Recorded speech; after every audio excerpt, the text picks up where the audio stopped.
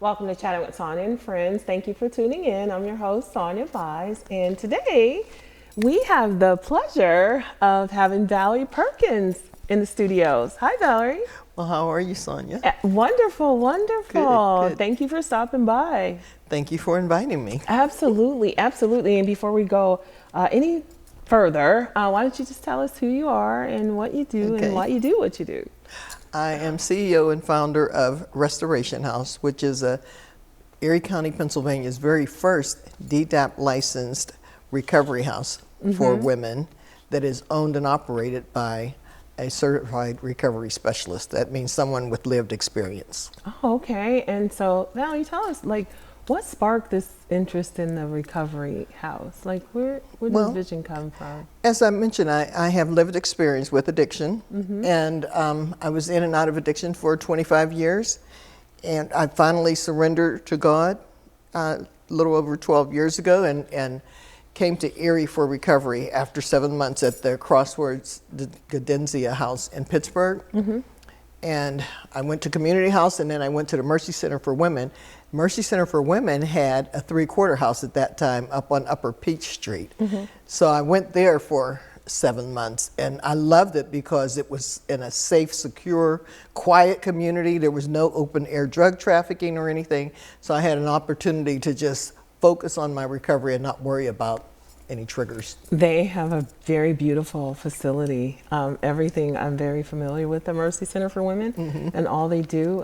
It's a beautiful, beautiful program. Did you find that to be so too? Absolutely. From each phase of their program, from the shelter to the halfway house to the 3-quarter house, you know, and it had such an impact on me because one of the challenges I had for those 25 years in and out of addiction was going back to the same neighborhood, going back to the same community or the same people that were often triggers for me. And so 25 years, 25 years, that's a long time. And we talked a little bit prior to us sitting down. What was a turning point for you, Valerie? 25 years.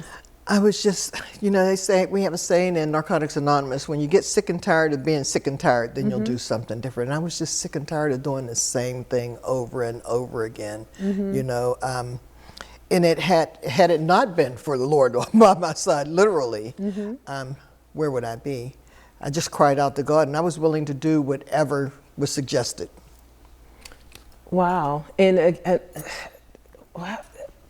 and as I mentioned out there, you know, and we talked a little bit prior, it's amazing. It's amazing. 25 years, and I'm sure it was not easy. It wasn't easy.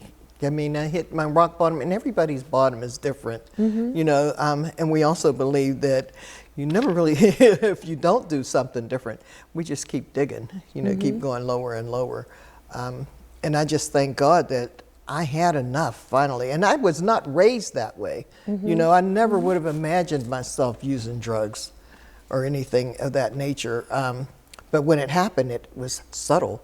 You know, I sincerely believe it's spiritual warfare. You know, Satan is very subtle and cunning and baffling in how he does what he does. But once I was caught and stuck, I was stuck.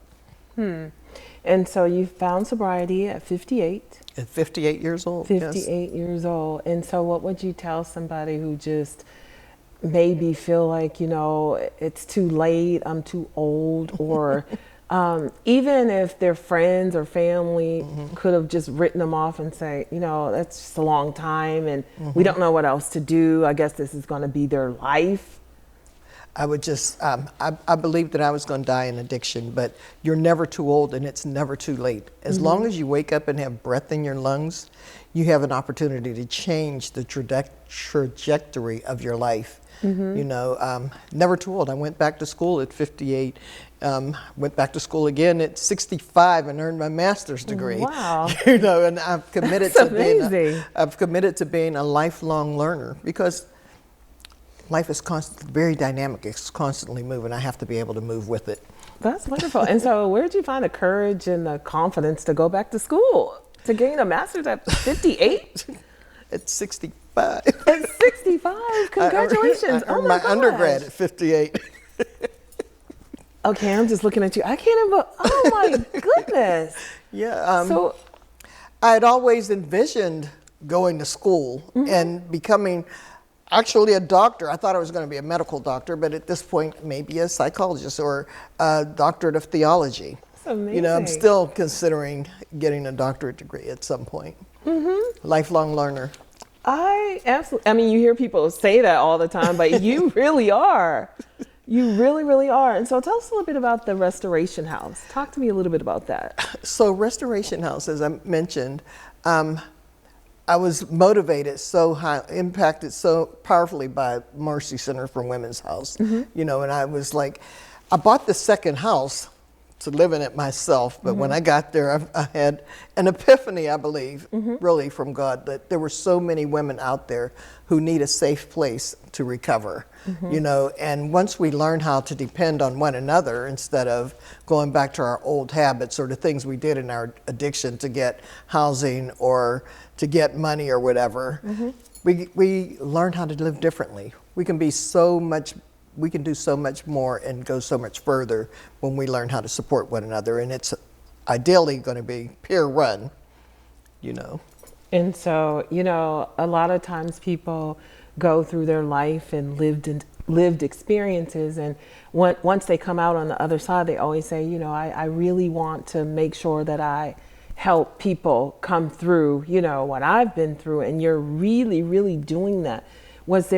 Is there a huge need in the city of Erie or the community? There is a huge need. The last time I spoke with one of the leaders at the Mercy Center for Women, they had a waiting list of 100 women. Wow. You know, so yeah, there is a great need, and oftentimes we go back into addiction because we can't find a safe place to recover. You know, we do. Just for the record, we do have some openings at Restoration House right now, you know, and we're in the process, we're going to have an egress window built in there so that I can add 5 more women. We have openings for 3 women right now, and at the end of May, we'll have openings for an additional 5 women. So how does one get involved? How do they find you? Okay, you can look on the website. It's restorationhomesoferie.com. Or you can just call my number. Can I leave my number? Absolutely, sure. What's a number? 814-812-2275. And so, what is and somebody get involved? What's the experience like? What do you have to do? What's the criteria? So, because God was so powerful in my own recovery, it is a faith-based program. You know, so we do devotions in the morning. You know, it's very structured for the first 90 days. The first 30 days is orientation and stability. You know, the second 30 days is beginning to reach out and go to meetings and build your foundation in recovery. And the final 30 days is accepting responsibility for moving on with your recovery. And then after that, we just support one another. You go to work, you get a job, you might want to go back to school. And all this assistance is within the house? Yes, all these referrals are made. Connections with banks, you know, other community organizations, the IU5, the Urban Area CDC. And so you're in the program, and you are collaborating with all these other entities. So it's kind of like the women will just kind of flow through and don't have to do much on their own to figure this out. Oh, yeah, you have help all the way. That's for the entire process, and that's often, you know, a great challenge as well for us to overcome. You know, if we have no support in the home, then we're going to be left to our own devices and do what we have always done. Well, when we come back, Valerie's going to tell us a little bit more about the program and again, how you can get involved.